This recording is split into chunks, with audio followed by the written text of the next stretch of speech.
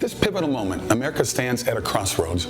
Our unity, values, and vision for tomorrow are being tested. Your journey as a modern-day hero starts right now. Stand with AMAC and let's show the world the power of true heroism in action. Be the hero our country needs. Joining me today is Paul Ingrassia, the Communications Director at the National Constitutional Law Union and political commentator at paulingrassia.substack.com. Paul, welcome. Thank you so much, Matt. Let's talk about New Jersey for a minute. So you were at the President Trump rally in New Jersey this weekend, where Joe Biden allegedly won New Jersey by 16 points in 2020, and now President Trump is very close to the margin of error with a long way to go politically speaking until November. How do you think he gets over the finish line? Is it campaign ads? Is it consistent 100,000-person campaign rallies? Is it making the dormant voters aware that their vote actually matters in this election? What do you think he has to do to get there?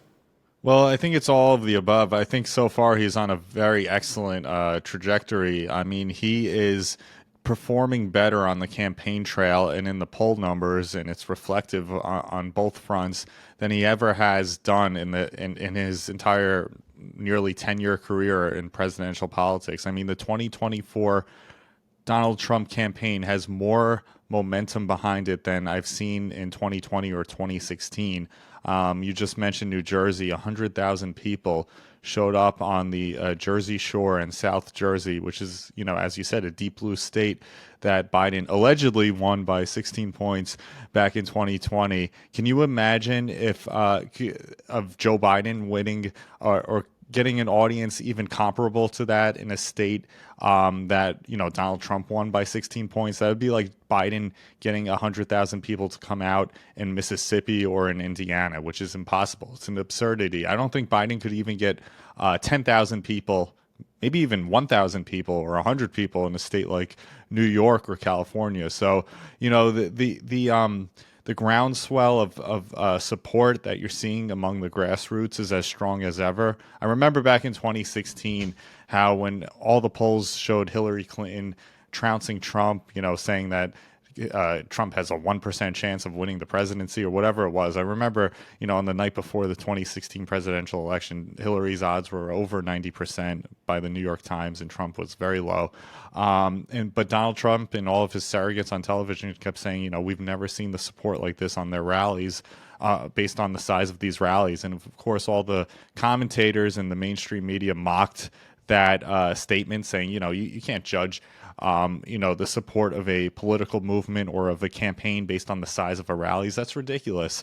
Well, it wasn't ridiculous then, and it wasn't ridiculous in 2020, and certainly in 2024 in New Jersey and in other places. This was the biggest presidential rally in the history of New Jersey politics, in all of American history. So, I think that's quite telling for how he's doing in terms of the campaigning. Of course, he has to still deal with these criminal prosecutions, these witch hunts being conducted by rogue DAs acting at the behest of the Biden regime with Alvin Bragg and Fani Willis and Letitia James. But it seems like his poll numbers continue to go up, even though he is stuck in a courthouse as we speak right now in Lower Manhattan, a few blocks away from here. So, I think he has to just keep doing what he's doing. I think he's doing phenomenal. And I'd like to see just more support, institutional support from Republicans in Congress. It was good to see Mike Johnson finally show up at the courthouse with Donald Trump yesterday. I'd like to see more of that. I hope to see, more support among Republican lawmakers already in elected office.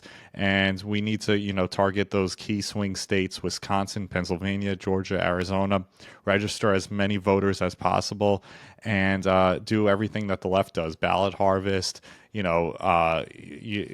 name it, all the methods that the left does to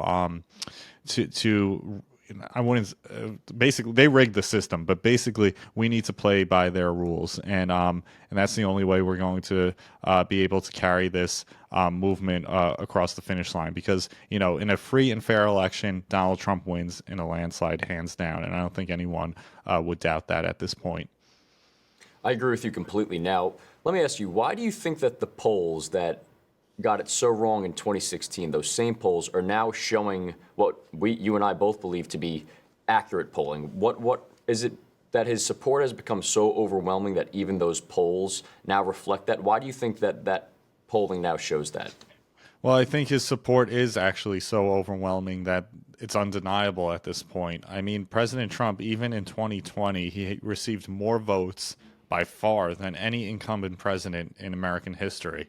And I think adding to those, whatever, 76 million votes that he got in 2020, I think, he's expanded his base among Hispanics. He's certainly expanded his base among other minorities, blacks, Asians. I mean, you saw it just a couple of weeks ago when he visited that bodega in Spanish Harlem in Manhattan, just how much love there was and support and enthusiasm. And he's such an inspiring figure to all Americans of every demographic group, of every socioeconomic class, even in a state like New York that is very liberal, that is very democratic. He's able to generate the support and enthusiasm among all sorts of different kinds of people: Republicans, Independents, Democrats. He had union workers come out for him. It's really an unbelievable movement. It cannot be stopped, and I think now the polls have to reflect that reality. Also, Joe Biden, it's very strange, and I'm still trying to wrap my head around how the man who allegedly got more votes than any presidential candidate in American history, I mean, they claim he got 81 million votes, also happens to have the lowest approval numbers in presidential history. I mean, how do you explain that? I mean, this guy did a fundraiser in Manhattan a few weeks back, and he needed to bring out every celebrity, every former president, and Obama and Bill Clinton. He had Stephen Colbert there. He had Lizzo there, and he couldn't even fill up the auditorium that he did that fundraiser in. So, explain that to me. I mean, I think more and more Americans are awake to the reality that the elections are deeply rigged and deeply corrupt, and Donald Trump has been unwavering in his message on that, shining a spotlight on the many issues and problems that plague our political system and our trenchant uniparty over the many decades in which they've sold out, the average voter to China and Mexico and flooded our society with illegals. I think people are just fed up with this. They're demoralized by the status quo, and they're ready for change, and they're ready for Donald Trump. And I think that explains all the enthusiasm and support. Just for the record, Joe Biden's ran for president 3 times, and he was never particularly popular. So based on that, I don't think anyone can really doubt what you're saying. And at the same time, it's becoming undeniable that President Trump's popularity has, just from a sheer numbers standpoint, never been rivaled in American politics. And his New Jersey rally crowd looked like Woodstock. I mean, it was actually unbelievable to see. So I'm more curious right now to hear from you about the ideology of those in attendance. My guess would be that a noteworthy number of them could relate to Lawrence Taylor, who stated that he was previously a Democrat until he met President Trump. So I wanted to ask you, in speaking with people who were in attendance, did you sense a lot of them were new members of the movement who were previously Democrat, previously independent, previously disenfranchised? Was it majority of the people who seemed like they were there from the beginning? What was your takeaway on the crowd? Well, I think there was a mixture of both. I think a lot of the crowd, I mean, first of all, not just New Jerseyans were in attendance. I mean, people came from all over the Northeast. There were a lot of people from Pennsylvania actually at the rally. Donald Trump, during his rally speech, he said, "How many of you are from Pennsylvania?" in the crowd, and it seemed like 30 or 40% of the audience from my vantage point, and I wasn't able to see even half the crowd size. It was so massive, such a massive spectacle. You compared it to Woodstock, it really was like that. It was like a major rock concert.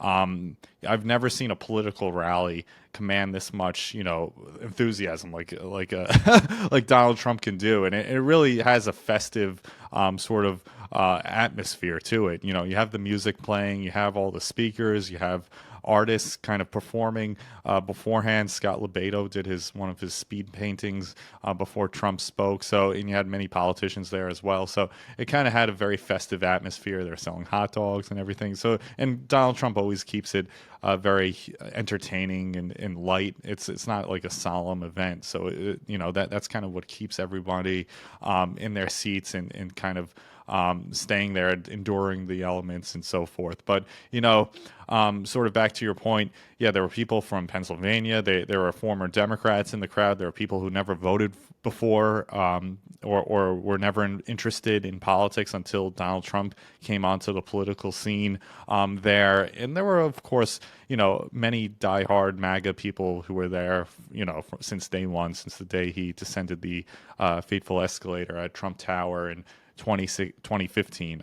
So you had a whole motley assortment of folks there, but I think it just speaks to the unity of this movement and how, when I looked at the crowd, I'm like, this truly is America. This is, our republic right now, our constitutional republic, our the sort of the foundation that our founding fathers set into motion really is hanging in the balance, hanging on the line right now. And we're in a very desperate situation as a country. We're in a crisis. We're in a constitutional crisis. We're in a sort of spiritual crisis. Our politics now are defined so clearly by what's good and what's evil. There's such a stark dividing line in a way that we've never seen before in at least modern American history. I mean, it's comparable, I think, to the Civil War era, to 1860, if not even worse than that in many ways, based on how divided our society is. But those in the crowd, I think, are truly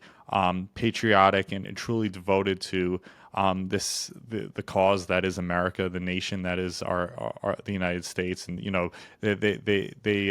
they cherish our traditions and our values, and they see Donald Trump as the one person standing in the way between our corrupt ruling class or globalists who want to sell out this country and preserving that foundation that that has been passed on generation after generation. So, that's kind of what I saw in the crowd. And I think that's why it's just so massive at this point. And that's why a state like New Jersey, which no one would have ever believed could be a battleground state, could be competitive, especially as soon as 2024 actually now is a competitive state. Speaking about the divide you just mentioned, I refer to it as a cold civil war. No shots fired, but certainly the ideologies are drastically far apart, and that's regardless of how many people make up each side, but the ideologies themselves are certainly far apart. I want to shift to the border. You just took a trip down there. The border has actually become, for lack of a better word, stale or boring. President Trump used to joke that in 2020 he couldn't campaign on the issue because it was fixed. And now it's boring to discuss because everyone has heard the same stories for years under Biden now. And everyone knows that President Trump's border was very secure, it was successful, and the current problems are all due to Joe Biden's policies. So the reason I want to speak with you today is because, unlike most of us, you've actually seen the border in person, and you could give us your takeaways on what you saw when you were down there, specifically pertaining to the difference between the Trump wall and the Obama fence, barrier, or lack of, whatever you want to refer to it as. So tell us about what you saw down there. Yeah, so it was my first time down there. I was in Texas. We drove about 3 hours from San Antonio, where I flew in to visit the U.S.-Mexico border down there. And of course, yeah, you're right. It is becoming sort of a mundane, boring issue, but it remains an important issue. It's probably the most important issue, or the second most important issue this presidential election cycle, next to our election, the rigged election process and procedures. But it was, you hear about the border. We've been hearing about the border for years and years now. Donald Trump obviously made it a staple of his presidential campaign in 2016 and 2020. It was good to finally see the border wall in person. And I will say, there was some fencing that Obama laid down that is still kind of there at the southern border. But that fencing, it's like a slightly larger version of a chain link fence that you put around your swimming pool in your backyard. It's easily scalable. I didn't try it myself, but I think it's very flimsy, rocks back and forth, and they're kind of using that. Well, we have a border. There you go. There we have a fence. No, that fence is you could penetrate that in 1 second. You could easily take it down. It's actually embarrassing to see just how weak and flimsy it is. It would be better off not to have anything, honestly, than to just put something up and pretend like you have a barrier. But they do have Donald Trump's wall, and in many cases, Donald Trump's wall is about 50 feet away from the Obama fence, and the Trump wall is like massive. It's more than, I would say, far more than double the size of Obama's little measly fence. It's over 30 feet tall. It definitely cannot be scaled. At least, I can't imagine how anyone would be able to scale that without falling off, falling off it and getting very seriously injured or dying. It's very strong, very sturdy. I just wish there was more of it. They showed us Border Patrol was down there at the border with us, and they were showing us where more of the Trump wall would have been built had he, remained in office. And but of course, Biden has froze that construction. He doesn't want to build more wall. He's actually tearing down some wall in certain places. If it were up to me, the Trump wall would replace all of the Obama wall, all of the Biden wall, and actually Biden doesn't have any wall, but it would replace all of that, and then we'd add to it. I think that's what we need, and of course we need to militarize the border as well with the drones and with 24/7 patrol, border security, and ICE and other forms of law enforcement down there to secure the border full time, because obviously it's a critical issue. This cycle, an estimated 10 plus million, maybe 20 million people have flooded our country. Illegals have flooded our country during the Biden, basically Obama and Biden presidency.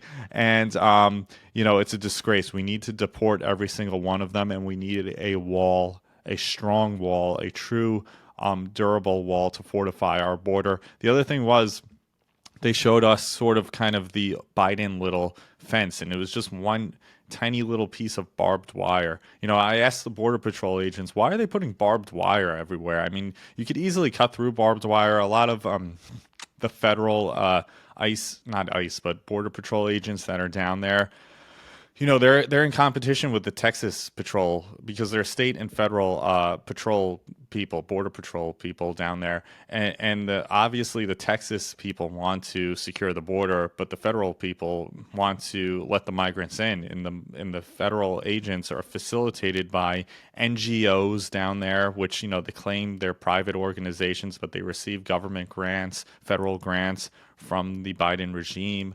Organizations like Catholic Charities and so on and so forth. They cut through the barbed wire, or they assist illegals once they get through the barbed wire, and give them, not driver's license, but maybe a social security number. They promise them, food and other supplies as long as they vote for Biden. The issue of illegals voting in the election is a major and serious issue, and it's not talked about enough. The Biden regime is betting on, even if it doesn't have the support of the American people, at least it inundated the electorate with 10 million new voters, and thus they have enough to get him over the threshold, even though he has historically low approval ratings by the American people. So that is what Biden is betting on as well, and that's an issue that the RNC and its new general counsel must make a top priority. They cannot allow illegals to vote, especially in states like Pennsylvania and Georgia and Arizona that have been inundated with these illegals.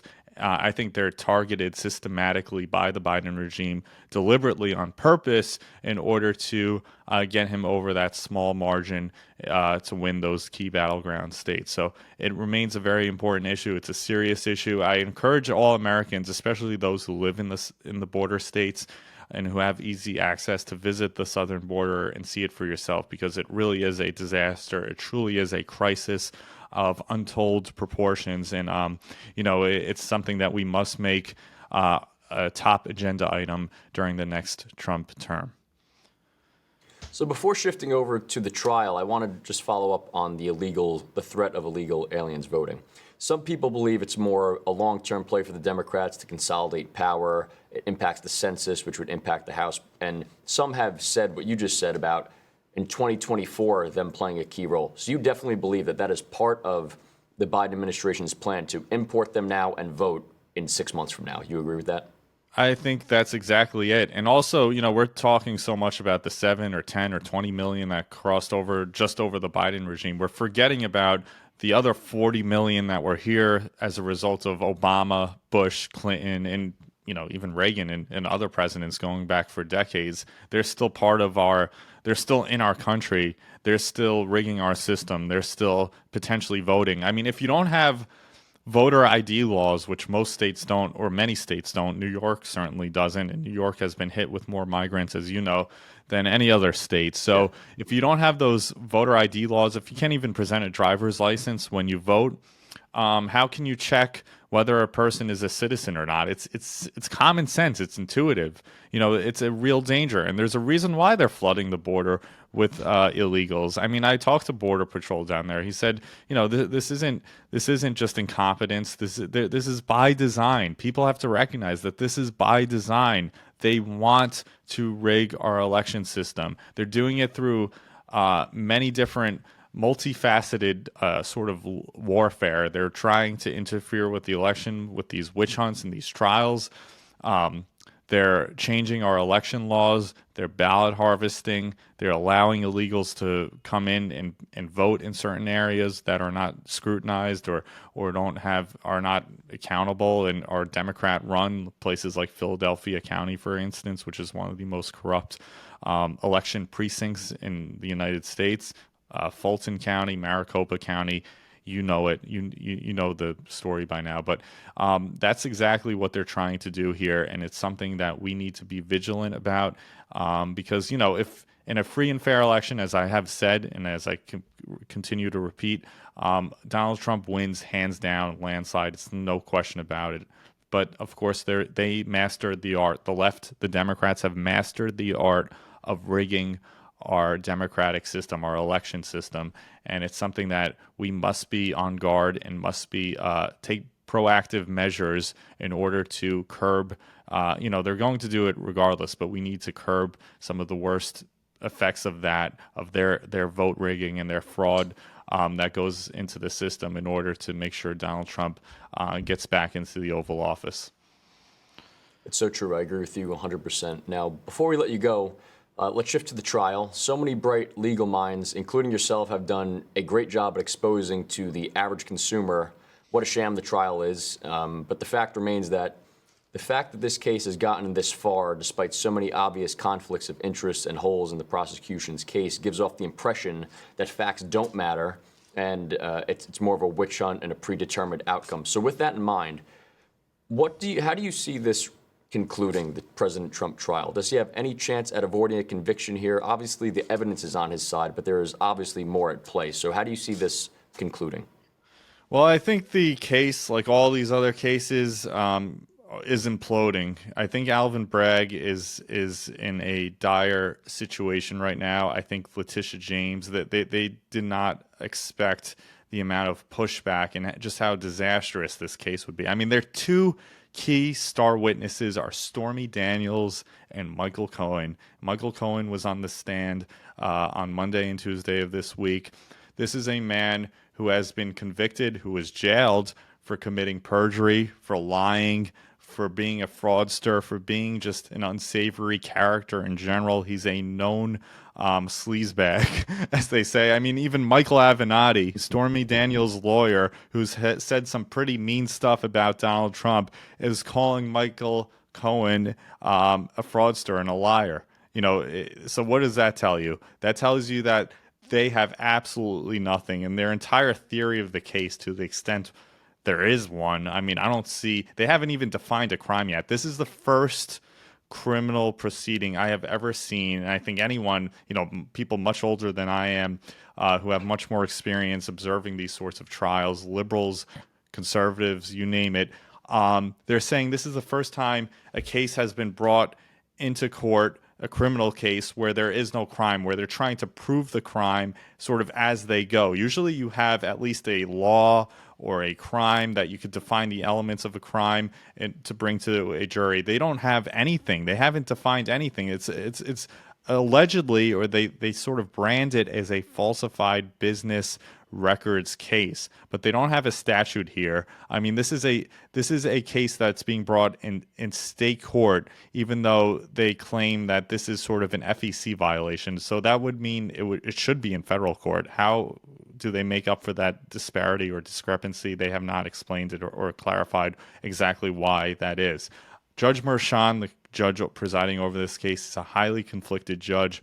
He has family business ties through his daughter and his wife to Letitia James, to Alvin Bragg, to Joe Biden, to Kamala Harris. So they're, in a normal case, he would be forced to recuse himself, and this case would be dismissed due to all the prejudice that has been introduced at trial. I mean, this is truly the most sham criminal proceeding I have ever seen, and that anyone has ever seen, and it's imploding before them. I mean, and that's not just the case for Alvin Bragg's case, but also what you're seeing in D.C. with Jack Smith, and of course the debacle, the disaster that is Fonnie Willis and Nathan Wade, the two lovers in Georgia. So, I think Donald Trump is going to come out of this stronger than ever. I had the chance to actually meet with Donald Trump for a few minutes backstage before his rally on Saturday, and he seems very confident about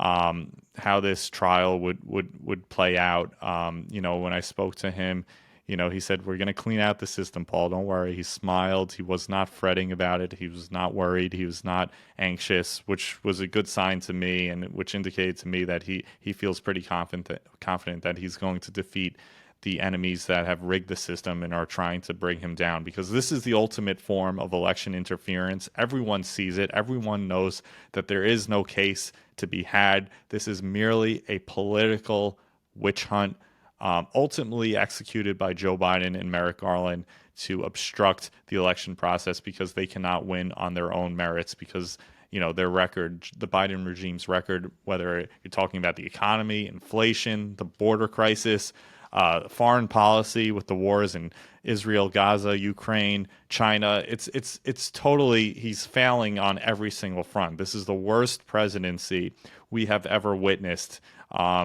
in American history. Donald Trump, on one last point, Donald Trump said, "I used to compare Joe Biden to the 10 worst presidents and say, if you stack them all up, even they pale in comparison to how bad Biden is. Now I compare him to the 15 worst presidents because this guy is just such a walking disaster." And the American people see right through it. And I think that's why ultimately Donald Trump feels confident that he'll prevail in these sham criminal and civil proceedings. I'm sure President Trump will increase that number between now and November, and rightfully so. Paul, thank you so much for joining us today. Keep up all the great work you're doing. Happy belated birthday, and I hope to do this again with you soon. Thank you. Thank you so much, Matt. Always a pleasure. Take care. Hi, I'm Kevin Sorbo. Now, many of you remember me as Hercules, facing incredible odds for the world that he cherished. But today, I'm stepping into a different role. Not as a mythical hero, but as a fellow American. I'm inviting you to embark on a mission crucial to our nation's future. At this pivotal moment, America stands at a crossroads. Our unity, values, and vision for tomorrow are being tested. It might seem like the weight of the world is too heavy for one person to lift, but history shows us that it's the courage of individuals that has always illuminated the path forward. The call for heroes is more urgent than ever. Not the mythical ones, but real-life individuals like you, ready to uphold what's right, champion truth, and unite in protecting our beloved nation. This is your moment. Your journey as a modern-day hero starts right now. Stand with AMAC and let's show the world the power of true heroism in action. Visit amac.us/hero to join AMAC. Be the hero our country needs.